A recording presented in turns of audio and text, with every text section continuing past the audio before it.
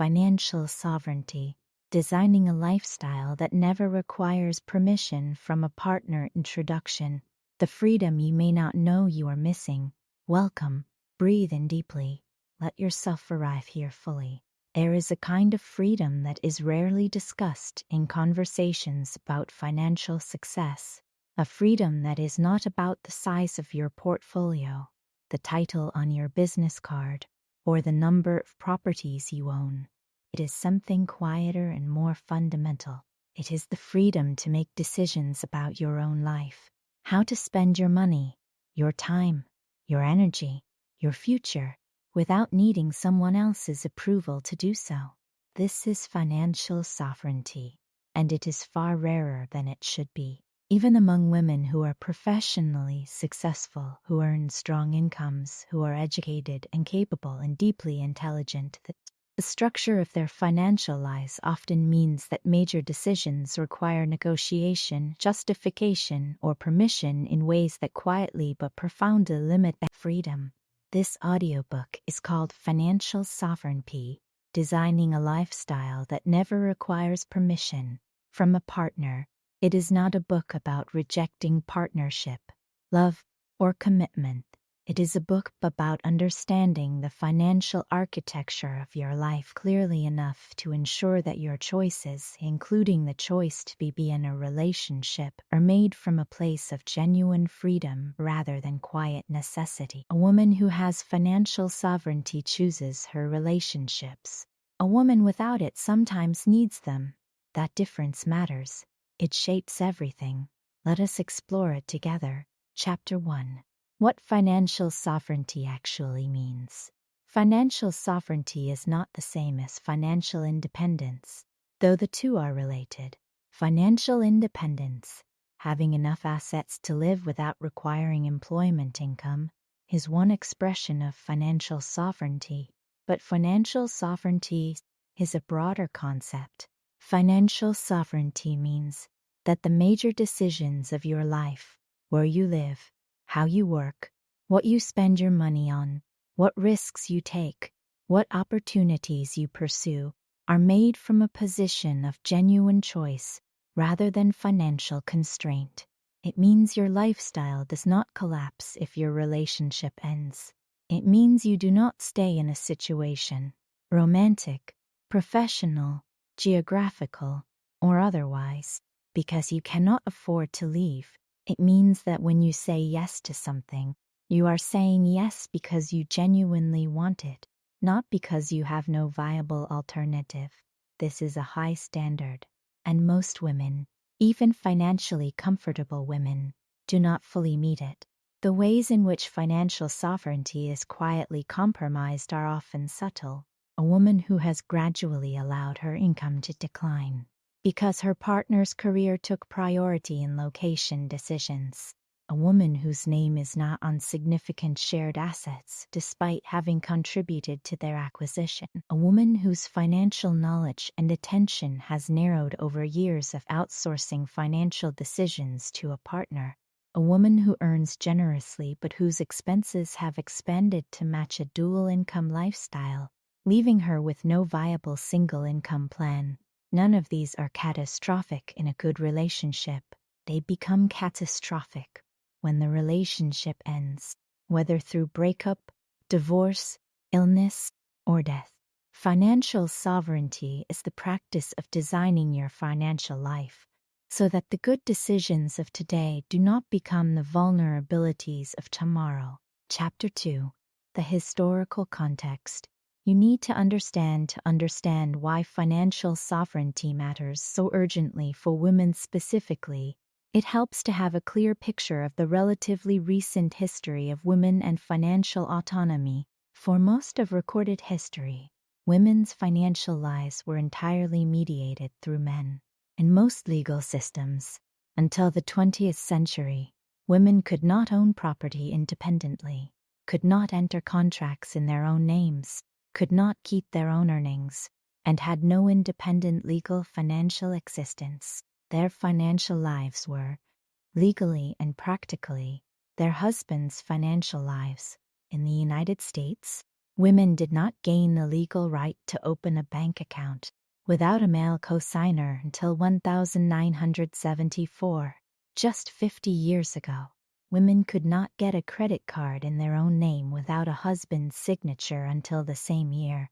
A divorced woman, even one who had worked and contributed financially throughout her marriage, often had no legal claim to shared assets in many jurisdictions until the 1970s and 1980s. These are not ancient history. They are the financial conditions in which many of our mothers and grandmothers lived. And while the legal landscape has changed dramatically, the cultural patterns and psychological inheritances from this history have not changed nearly as fast. Many women still, without fully realizing it, organize their financial lives around a man, deferring to a partner's financial judgment, prioritizing a partner's career over their own earning potential, assuming that shared financial life means the partner manages finances. These patterns are not irrational given the history, but they are costly in a world where women need to and can be the full architects of their own financial lives. Chapter 3: The Architecture of a Sovereign Financial Life. Building a financially sovereign life is not a single act. It is an ongoing design practice, the deliberate construction of a financial structure that supports your independence, your choices, and your security regardless of what happens in your relationships. Let us talk about the core elements of that architecture. The first element is your own income. Financial sovereignty begins with your own earning capacity, an income that is yours, generated by your skills, your work, and your professional relationships, not dependent on a partner's income or goodwill. This seems obvious, but the number of women who have allowed their own earning capacity to quietly atrophy through career interruptions that were presented as temporary, through geographic moves that prioritized a partner's opportunities, through the gradual narrowing of professional ambition that can happen when someone else is paying most of the bills is significant. Protecting and growing your own income is the foundation of everything else, not because money is the only thing that matters, but because without your own income, every other element of financial sovereignty is precarious.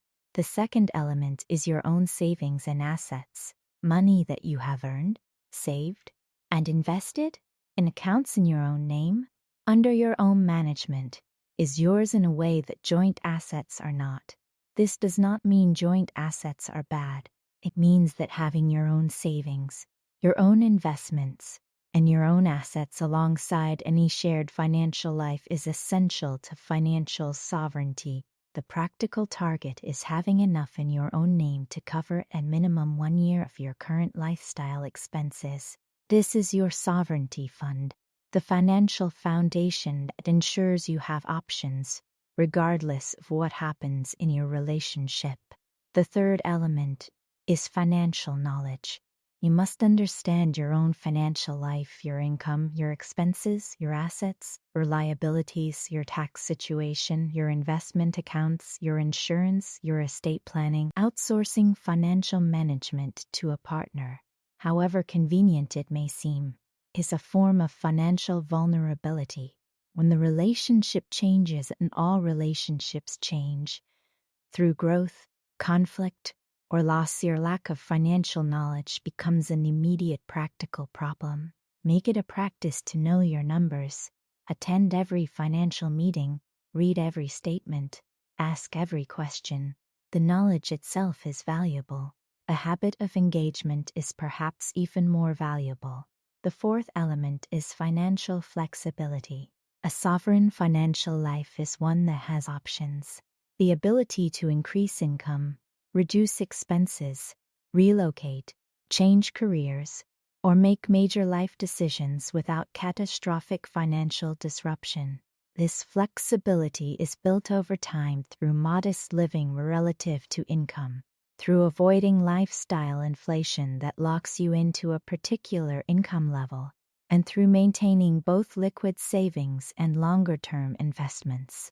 Chapter 4: Money, Relationships, and power. Let us talk honestly about something that most financial books avoid: the relationship between money and power in intimate partnerships. In a financially unequal relationship, the partner with more financial resources has more decision-making power, whether or not either partner acknowledges this, and whether or not it is anyone's conscious intention. This is not a criticism of any individual. It is a structural reality that flows from the simple fact that money creates options, and options create leverage. The woman who is financially dependent on her partner, who could not maintain her current lifestyle without his income, is not in a relationship of equals, regardless of how loving and well-intentioned both partners may be. Her financial dependency shapes the negotiations of the relationship in ways that are often invisible. The decisions she does not raise because she knows they would be resisted. The compromises she accepts because the alternative feels financially untenable. The aspects of herself she quietly constrains to protect the relationship that she cannot afford to lose. This is not hypothetical. It shows up in research on women's decision-making within relationships, in the disproportionate toll that divorce takes on women's long-term financial well-being, and in the financial devastation that can follow the death of a spouse when one partner has outsourced financial management and knowledge to the other. Financial sovereignty is not about hostility toward partnership. It is about entering and remaining in partnership from a place of genuine equality where both partners are present in the relationship because they choose to be, not because one of them cannot afford to leave. This changes everything about the quality of the relationship itself. Partners who are each financially sovereign tend to have healthier, more honest, and more genuinely equal relationships because neither of them is trapped, and both of them know it. Chapter 5. Designing Your Sovereign Lifestyle. Financial sovereignty is not just about accumulating assets or maintaining income. It is about designing your lifestyle, your actual way of living, in a way that is structurally sustainable on your own resources. This is the design question most women in relationships never fully ask. If I were living this life on my own income and my own assets, would it be sustainable? And if the answer is no, if your current lifestyle requires incomes or a partner's resources to maintain, you do not have full financial sovereignty. The practice of designing a sovereign lifestyle involves several questions. What is your actual single income budget? Sit down and calculate what your lifestyle would cost if it were funded entirely from your own income, not the luxury version of your life, but the version that includes the housing, food, transportation, healthcare, savings, and meaningful experiences that constitute a genuinely good life for you. If you cannot currently live that life on your own income, that gap is your sovereignty goal. What is your housing situation?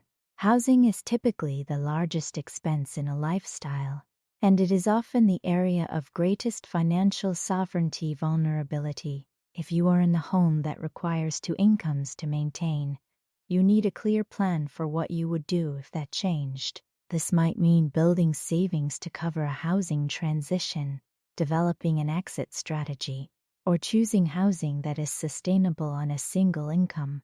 What are your financial dependencies? Are there aspects of your current lifestyle, travel, dining, clothing, entertainment, that are funded primarily by a partner's income? These dependencies are not inherent and problematic in the good relationship. They are vulnerabilities.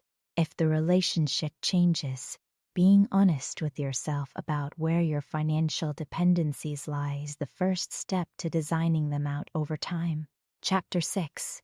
Protecting your earning power over time. One of the most significant threats to women's financial sovereignty is the gradual erosion of earning power that can happen within long-term relationships. through career interruptions for children, geographic moves for a partner's career, the slow narrowing of professional ambition when financial pressure is reduced by a partner's income. Each of these choices may be entirely reasonable in the moment. The challenge is that they compound over time in ways that are difficult to reverse. Research on the gender wage gap consistently shows that the most significant contributors are not direct discrimination, but are career interruptions and the motherhood penalty, the earnings reduction that women experience after having children, which does not have a comparable equivalent for men. Women who take career breaks, who reduce their hours, who step back from the most demanding roles during years of family formation, often find that the earnings gap that opens during those years never fully closes. Protecting your earning power over time requires treating your career as a long-term investment, not merely a current income source. It means maintaining professional networks, keeping skills current, accepting stretch assignments and opportunities that develop your capabilities, and being deliberate about the career compromises you accept and the ones you resist. It means having an explicit conversation with your partner, if you are in a relationship, about how career sacrifices will be shared, and having that conversation before the sacrifices are made rather than after. It means ensuring that if one partner's career is to take priority for a period, there is a clear and honest plan for how the other partner's career will be protected and supported in return. And it means maintaining your own financial identity, your own accounts, your own professional relationships, your own market value as a deliberate ongoing practice, not something you return to only in a crisis. Chapter 7. The Sovereign Woman in Relationship. Financial sovereignty does not mean operating as a financial island within your relationship. Most committed partnerships involve some degree of financial integration, shared expenses, shared assets, shared financial goals. This is healthy and practical.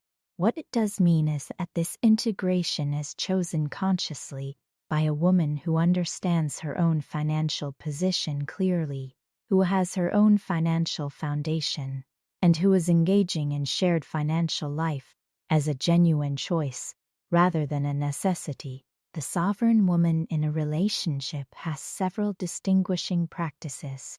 She maintains her own accounts alongside any joint accounts, even in deeply integrated financial partnerships. Having accounts in your own name, accounts you understand, manage, and make decisions about, is essential to both practical sovereignty and psychological sovereignty. She is fully informed about all shared finances. She reads statements, attends financial meetings with advisors, understands tax returns, and knows the details of shared assets, debts, and financial plans. Financial knowledge cannot be delegated without creating vulnerability. She has explicit agreements about financial decisions, clear agreements about what each partner manages, what requires joint decision-making, and what remains individually sovereign. Reduce the power dynamics that can otherwise operate silently in financial life. She has an honest conversation about financial contingencies. What would happen if the relationship ended? What would happen if one partner became ill or died? These conversations are uncomfortable. They are also essential. Couples who have them, who have made wills, discussed contingencies, understood each other's financial situations clearly, are far better protected than those who avoid them. Conclusion. The life you choose. We began this audiobook with a simple but profound idea that financial sovereignty is the capacity to make decisions about your own life from a place of genuine choice rather than financial constraint. We have explored what that means in practice, the income you earn, the assets you own, the knowledge you maintain, the lifestyle you can sustain on your own resources. We have talked about the history that makes this so important for women specifically, about the relationship between money and power, and about the practices that protect your financial sovereignty over the long arc of a career and a life. But let me close with what I believe is the deepest truth this subject contains. The woman who has built financial sovereignty has done something more important than accumulating assets. She has built a life she genuinely chooses, not a life she is trapped in, not a life she maintains because she has no alternatives, but a life she has designed and inhabits freely. Her relationships are chosen from this freedom. Her career is shaped by genuine values and ambitions. Her daily decisions, how to spend her time and money and energy, reflect who she actually is, rather than what she can afford to be. This is not merely a financial achievement. It is a form of integrity, the integrity of a life that is fully, authentically your own. Begin building it now, not when the relationship changes, not when the career threat arrives, not when the financial crisis forces your hand. Now, from a position of clarity, intention, and genuine care for the woman you are building yourself to become, you deserve a life that is entirely your choice. Financial sovereignty is how you make sure it is. Thank you for listening.